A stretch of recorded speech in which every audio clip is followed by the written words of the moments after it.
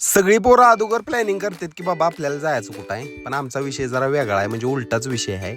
गाडीवर आम्ही बसल्यानंतर आम्हाला कळतं की बाबा आम्ही जायचं कुठं आहे. मग गाडी आमची ठरवते आम्हाला की मालकाला कुठं न्यायचं आहे. आज आम्ही गिरजावड्याला गेलतो ज्योतिबाचं दर्शन करायला. ज्योतिबाचं दर्शन करून झाल्यानंतर जो नजारा आम्ही बघितला का नाही, तो नातखुळा नजारा होता. म्हणून सगळ्यांनी जरा खारी डाळ घेतली, खाल्ली, शेंगदाणं खाल्लं आणि आम्ही आमच्या मार्गाला निघालो. जसं आम्ही डोंगरावर वर चढायला लागलो ना, तशी आम्हाला थंडी वाजायला लागली आणि पाऊस पण लय जोरात यायला लागला.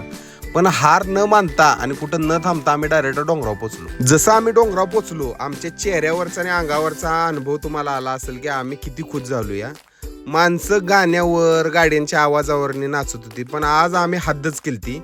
पोरं नाचत होती फक्त वाऱ्याच्या आवाजावर. वाराचा आवाज आला की पोरं नाचायची ती.